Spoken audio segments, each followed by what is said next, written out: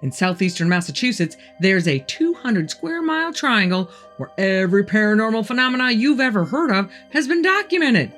Police reports of officers being attacked, news reporters witnessing UFOs, video from 2024, Bigfoot, ghosts who know your name, ancient beings hunting in daylight. This isn't folklore. It's an active case file spanning centuries. I'm Carol Ann. Welcome to the Bridgewater Triangle.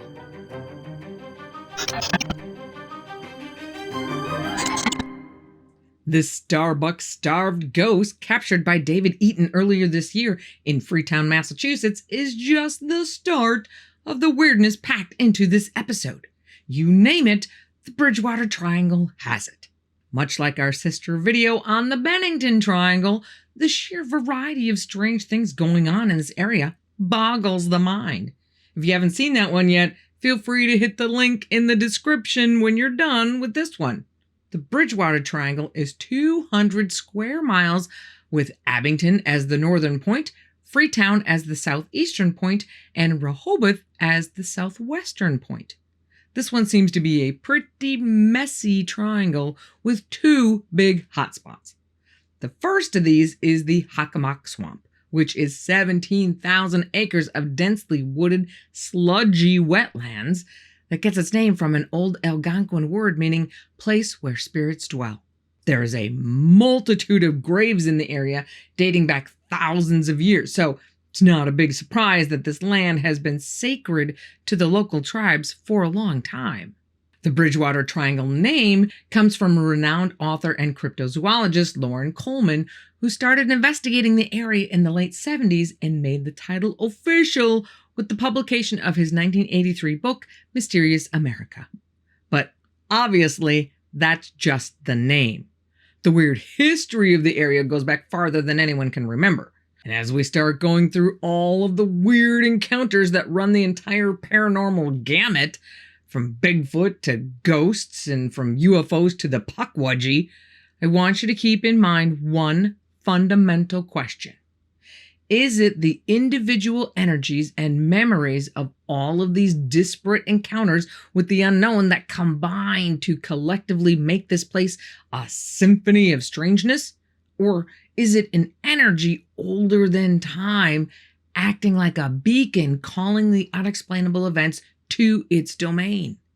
The experts don't have any better clue than we do, but all agree that something weird lives in that triangle.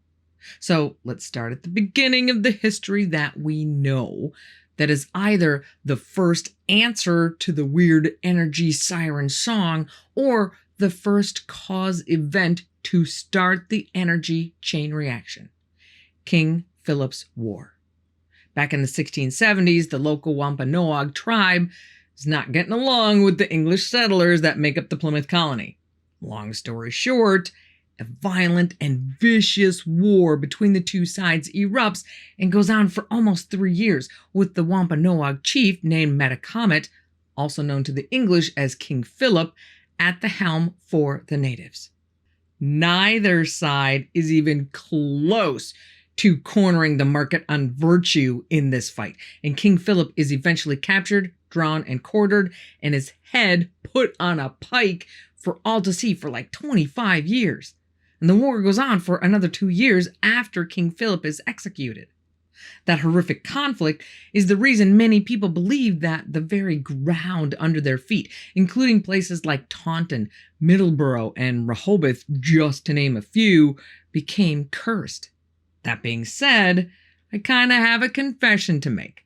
I love historical lore, and I hate historical lore. I love it because it's so rich with awesome storytelling elements, but I also hate it because there's absolutely no way of verifying anything or to even question and scrutinize the sources. We'll spend hours debating whether a paranormal encounter is legitimate, analyzing the witness, checking their background, asking about their motives. It's a shame most of us don't use that same level of scrutiny with the regular news we read every day. Most of us just trust it.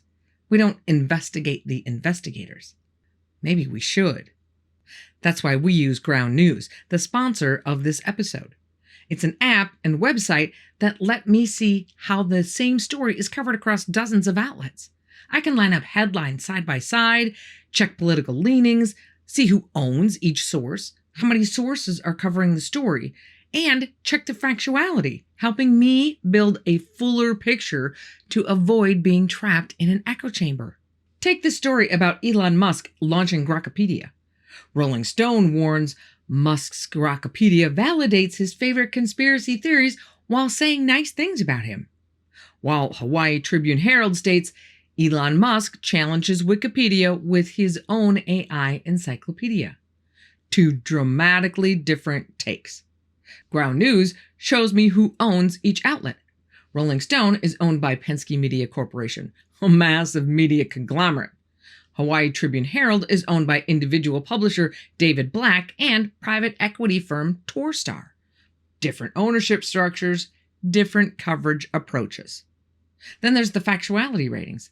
Rolling Stone has mixed factuality. They've had issues with corrections. Hawaii Tribune Herald shows very high factuality, an exceptional history of fact-based reporting. And knowing that historical track record is key to knowing how to read each headline. You may have figured out by now that I really don't like it when people try to tell me what to think, which is why I love Ground News. They don't tell me what to think. They give me both sides of the story so I can decide for myself. And since I'm pretty sure you're the same way, go to groundnews.com/TIB, check our special link in the description, or use the QR code on screen right now to get 40% off the Vantage plan for unlimited access so you can experience for yourself what it's like to see through the media haze. And now that we have the facts about Ground News, let's get back to those hazy legends of the Bridgewater Triangle. Whatever happened between the natives and the English sure has had a powerful influence on what we see today. On the northern tip of the Freetown Fall River State Forest, the second of the two big triangle hotspots, sits something called Profile Rock. The Freetown Fall River State Forest is over 10,000 acres of dense forest, which includes the city of Freetown in the southeast portion of the triangle. Profile Rock was a 50-foot high rock formation that from the side bore a striking resemblance to a Native American. Legend has it that during King Philip's War, colonists stole a sacred wampum belt from the Wampanoag. It is believed that Profile Rock is where Philip returned the lost belt to Anawan, top right-hand man to both King Philip and his father. Unfortunately, in 2019, a huge chunk of the face fell off, so it doesn't really look like a profile anymore. However, the strange sightings that used to happen in the area, such as a ghostly figure of a man believed to be Anawan sitting on the rock with his legs crossed and arms outstretched, as well as the phantom flames of a spectral campfire, happen as much today as they did when the face was still intact. Another famous rock, just a couple of miles to the west, called Dighton Rock, is not famous for any kind of haunted lore as for just the absolute weirdness of it. This huge 40-ton sandstone boulder is covered with petroglyphs. The funky thing is that the carvings are not in any known language and seem to have markings from American Indians, the Portuguese, Viking runes, and even Phoenician symbols, all combined into one unreadable language. I don't know. Maybe it's just the world's first tagging wall from each culture that came through. But the Phoenicians? But moving on just a couple of miles south of that, right on the western edge of the forest, is the Assonet Ledge, also known as just the Ledge. It's a rocky outcrop overlooking a large pond, known for people jumping off the edge 90 feet to their deaths in the water below. Legend says the area is haunted by the Lady of the Ledge, the ghost of a Wampanoag princess who leapt to her death there after colonists killed her white lover. She appears as a spectral woman in white to lure hikers off the ledge. Paranormal investigator Matthew Monitz had his own encounter with the lady. And I saw this woman in white standing out on the promenade. And I turned around to the people I was with to say, hey, we're not alone. Turned around, and she was gone. Sightings date back centuries, with modern reports of cold spots and whispers, and a high number of people who report an overwhelming desire to jump from the ledge when they're at the top. Now, let's talk about this lore for a moment. This is the hate part of my love-hate relationship. The legend says it's haunted by the ghost of an Indian princess, but in reality, that ledge and the pond below it was created by 19th century granite quarrying from the Fall River Granite Company. The Wampanoag princess story is a total fabrication. But, with that being said, it doesn't change the fact that many people feel that unnatural urge to jump when they get too close to the edge. Supposedly, in 2004, a man with no known mental health issues, visiting from out of state with his girlfriend, suddenly jumps to his death right in front of his girlfriend. However, the Lady of the Ledge is not the only regular apparition to haunt this area, and this one can't be debunked quite so easily. Instead of a lady in white, this is a man in red, as in red hair, the Ginger Hitchhiker. This red-headed specter is known to show up along Route 44, usually along the stretch of road between Rehoboth and Seekonk, as a hitchhiker wearing denim and flannel, like a farmer or a lumberjack, with a thick head of red curly hair and a beard. Sounds kind of cuddly in a way. I tell you, you're looking at a mighty humble bumble. But reports of his empty, soulless eyes might convince you otherwise. Sometimes he appears as just an image in front of your windshield as you're driving, or outside a side window, like he's riding in a sidecar. Witnesses say they've seen him walking along the road, sometimes with his thumb out for a ride, sometimes not. If you do stop and he gets in your car, he'll always sit in the back seat. Sometimes he'll chat, sometimes he doesn't. But the ride always seems to end with the ginger apparition breaking out in a maniacal laugh before vanishing from the car. One witness said that after the hitchhiker vanished from her car, the music on the radio cut out, replaced by the phantom's crazed laughter pouring through her speakers, this time taunting her by name. The origins of this red-headed wraith are unknown, with some people saying that he's a ghost of a motorcyclist who was killed along the stretch of road decades ago. But some seem to think he might be older, that he's the time loop of an area farmer who lived centuries ago. Whatever the case, the residents of the Triangle have embraced him as one of their own. Another avenue of weirdness that's kind of a given in the area is the frequent UFO sightings. One well-documented sighting occurred in 1908 when two undertakers are out with their horse and carriage on Halloween night when they see an unusually bright lantern in the night sky. But the real UFO fun starts in the 1970s, with the spring of 1979 being the craziest with the highest number of documented sightings in the area. The most famous sighting is famous not because of what they saw, but because of who it is that saw it. Two reporters from WHDH, Jerry Lopes and Steve Spracia, are on their way to the Raynham-Taunton dog track when they see something bright in the sky. Jerry pulls the car over and the two of them watch as a huge object shaped like a slightly elongated home plate with lights on the front and on the sides blots out the stars in the night sky. Jerry's an Air Force veteran who's been around a lot of different stuff, but his first thought is, that's not one of ours. The two men watch it slowly move overhead until it finally just takes off. And they're not the only ones to have seen it. Other witnesses call either police or the media with descriptions that match Jerry and Steve's to a T. Another witness, Derek Holt, actually managed to capture footage of his multiple sightings in March of 2011. Of course, the footage is shaky because they're so far away, but the part that shows a bright light in the sky with other smaller lights zipping around it is pretty compelling. I took a look at the sightings map from the National UFO Reporting Center, or NUFORC. and was really surprised to see that the area of the triangle doesn't really show any more reports than the rest of the surrounding area. However, imagine my surprise as I was looking at the details of this little cluster in the Freetown forest to find this little gem. This video from October 21st, 2024 comes from a woman who managed to get footage of actual beings on the ground. And this is the second time she's seen them. And she has a witness with her in the car. Now pay attention, something is coming up right now. It's about to pass the car, and then it's tall, bright, and okay. And then you will see another one, smaller right there, and it's passing, it's running. I know.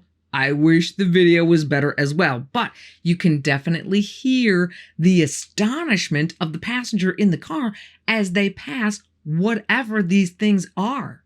But let's get back to more terrestrial terrors. The Bridgewater Triangle is host to just about every type of nightmare fuel you can think of. Snakes as big around as stovepipes, large cats, vicious dogs with glowing eyes. Although these dogs seem to be different than your typical dogman encounter. Curiously enough, I can't find any dogman encounters in the area. Huh. One creature we don't hear about a whole lot in the shadow of Bigfoot and UFOs is the thunderbird, or any ginormous bird-like creatures. Well, not so in Bridgewater. They are well represented in this triangle, mostly around the Hockomock Swamp area. In 1971, in Norton, which is the western edge of the swamp, Police Sergeant Thomas Downey is passing through an area ironically known as Bird Hill when he sees a bird-like creature standing over 6 feet tall with an 8 to 12-foot wingspan. It starts to approach his car, but stops and flies straight up into the air out of sight. He calls in his sighting and is joined by more officers who look around on the ground and find 3-toed footprints. In 1987, a hiker on a dirt trail spots a flying creature with a 6-foot wingspan, a wrinkled black face, dark feathers, and dangling brown legs, kind of pterodactyl-like. Doesn't sound all that huge, except it looks like a pterodactyl. And just a year later, in 1988, 2 boys track giant 3-toed footprints into the swamp, which basically leads them right to a massive half-man, half-bird creature that flies off as soon as it's spotted. I don't think there is a single triangle out there that doesn't have Bigfoot involved somewhere. Okay, maybe not the Bermuda Triangle. For the Bridgewater Triangle, most of those sightings also center around the Hockomock Swamp area. Not a surprise considering the low number of visitors it has. But as paranormal investigator Carlston Wood will tell you, winter is a different story. In the winter of 1970, when he was just a kid, he and some of the neighbor kids would go out exploring the swamp areas when they were frozen over, letting them walk in as far as the ice would allow. One afternoon, there's a few of them about 1 mile to 1.5 miles into the swamp when someone screams, "There's a huge hairy man!" They all look up, they all see the huge hairy man, and they all run away as fast as they can. Something large and hairy has made that swamp its home. Just a couple of months later, in the spring of 1970, a bunch of calls came into police about people seeing something 7 feet tall, hairy, and sometimes bipedal sneaking around in their backyards. Some of those people actually called it a bear, because what else are you going to call it without laughter on the other end of the phone? So the police start checking out the area looking for a bear. On the night of April 8th, 1970, an officer is parked in his car near the edge of the swamp on bear watch, and something lifts the back of his cruiser about 2 feet off the ground before dropping it with a loud crash that shakes the whole car and the officer inside. Looking in the rearview mirror, all the officer can see is dark fur lit up in red from the brake lights, filling the entire mirror. The officer whips a Yui, flipping on his spotlight just in time to catch a glimpse of a hulking, shaggy figure, dark fur with broad shoulders, loping away on two legs behind a nearby house, vanishing into the brush. That little incident sparks a 2-day hunt by state and local police, along with their dogs, for what they say is a bear. However, in 1970, there were only about 100 bears in all of Massachusetts, and they were all on the western half of the state. They hadn't been seen in the swamp area for over 100 years. So I would think that if these people who were calling in to report a bear sighting, the last thing the authorities would want to do is shoot it. Just in case you're still thinking the bear thing might be the more plausible explanation, you might be interested to know that during a screening of the 2013 documentary, The Bridgewater Triangle, the movie's creator, Aaron Cadju, was approached by the daughter of the officer in the squad car lifted up by the Bigfoot. She tells him, "That was my dad, and that absolutely happened." But the swamp doesn't have all the fun. According to the BFRO's database of sightings, in June of 2013, someone almost hit a Bigfoot with their car as it was crossing the road outside of Hanson on the northeastern edge of the triangle. And in April of 2015, people in Lakeville, which is directly north of the Freetown Fall River State Forest, who were investigating a sighting there, found what they believed to be Sasquatch structures. But it shouldn't be a surprise to anyone that Bigfoot is not the only creature that calls the triangle home. In 1990, Bill Russo, who lives in Raynham, which is the south side of the Hockomock Swamp, is out late walking his German Shepherd Rottweiler mix, Samantha. And if her breed mix didn't already give it away, Sam is afraid of nothing. Well, this particular night, Bill and Sam are walking through this open stretch of land where high-tension electrical wire runs through. When they come out to the next cross street, Sam starts to try and pull away. That cross street has a streetlight right where they came out that lit the road with a circle of light about 10 feet wide. Bill looks down to see what the scoop is with Sam and sees Sam just shaking and cowering. Not the Sam that he knows. But then he hears what's making Sam freak out. He hears a high-pitched voice, almost like that of a child. "He wants you. He wants you. Here. He wants you." Then into the pool of light walks this little 3 or 4 foot tall being covered in brown fur around 3 or 4 inches long with a, as Bill puts it, chipmunky face and a pot belly. The creature is beckoning to Bill, waving with its hand like it wants Bill to follow it, all the time repeating those same vocalizations with a growing sense of insistence. "I want you! I want you! Kia! Kia!" Well, needless to say, Bill does not follow this creature and instead makes a beeline for home, with Sam not needing to be told twice. Bill has a hard time falling asleep that night, continually replaying the encounter in his head over and over. By morning, he comes to a realization that he believes to this day. The gibberish the creature was vocalizing wasn't gibberish. It was English. Together with the beckoning hand gestures, Bill is now convinced it was telling him, "We want you. We want you. Come here. Come here." Even though he initially referred to this little creature as Littlefoot, he now thinks what he saw that night was a pukwudgie.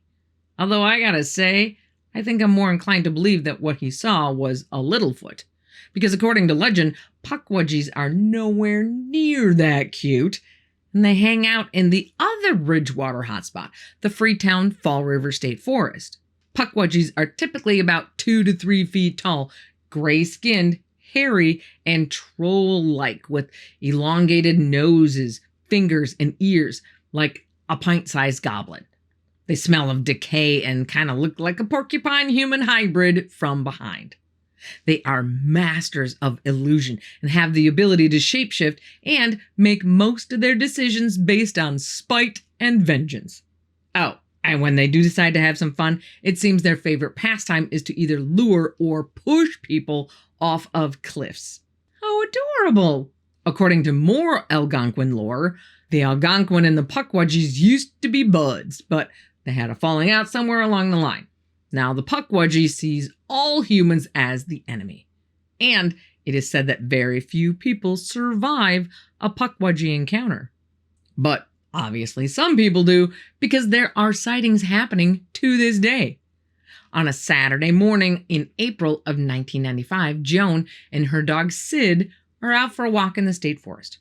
They're just walking down the path when Sid starts acting kind of funny and wanders a few feet off the path and into the forest. After a couple of minutes, when Sid doesn't come back out, Joan follows him in and stops on a dime. There is Sid lying down on a pile of leaves, and not 10 feet in front of him is what Joan describes as a troll-looking being about 2 feet tall sitting on a rock. It has pale gray skin, hair on its head and arms, and a big old belly covering its waist, hanging down almost to its knees. All three of them are kind of in shock at seeing each other. Sid is actually the one who comes to his senses first and takes off out of the woods, dragging Joan along with him. Creepier still is the fact that Joan says that 3 times in the 10 years that follow, she wakes up to see this thing staring at her through the windows of her house. But the Freetown State Forest isn't just known for its otherworldly inhabitants. Much of its infamy comes from events of an all too worldly nature. The forest, as well as the triangle as a whole, seems to be the location of a disproportionately high number of crimes, ranging from murder to apparent ongoing cult activity. Rituals were conducted in the forest in the late 70s by members of a satanic cult, who were later convicted of murdering 3 prostitutes from the Fall River area just south of the triangle's southern border. And if the name Fall River rings a bell, it should. Fall River is the home of Lizzie Borden. But even after the arrest of the cult members responsible for the murders, the satanic activity didn't stop. In the late 80s, a rash of grave robberies took place, with the perpetrators digging up remains in some of the old cemeteries located within the boundaries of the forest. Sometimes just the heads were taken, sometimes the whole body.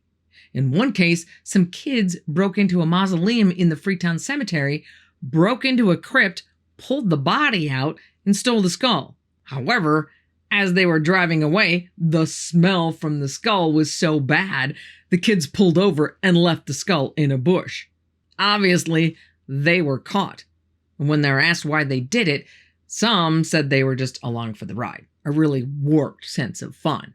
But at least one person believed he could gain power by drinking from the skull. But that's not even the worst of it. Remains of apparent animal sacrifices were routinely discovered all the way from the 70s to the late 90s.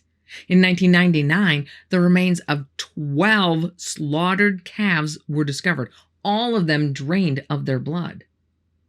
Thankfully, that kind of activity seems to have dissipated with no new discoveries in recent years. But it's not just cult activity. The forest seems to attract crimes of all kinds. Take the murder of 15-year-old Mary Lou Arruda.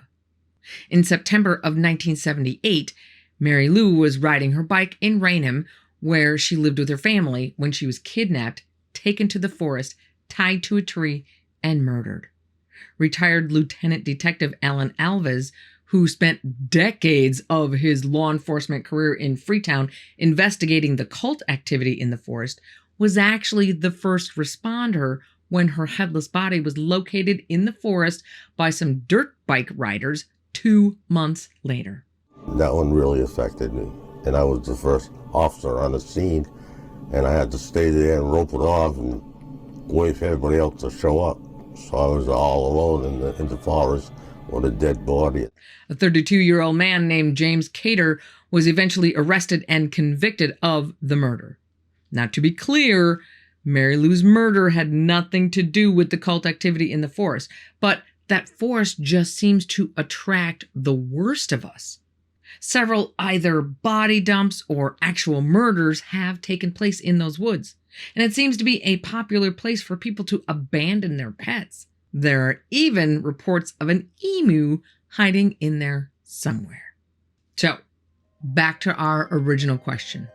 Is the bad area attracting the bad things, or are the bad things creating the bad vibe? I don't think we'll ever be able to answer that question, but one thing I'm sure of is that we haven't heard the last from the Bridgewater Triangle. Wow, maybe this is the next place we need to go explore. There's so much going on in this little space that it seems like something would show its face. Now, I know you guys seem to really like these triangle episodes, so if that is the case, don't forget to go check out the Bennington Triangle, the Alaska Triangle, and the Bermuda Triangle. If you've been inspired by this local conglomeration of strangeness and want to explore another anomalous area, click right here. Be careful out there, and I will see you here again on the In-Between.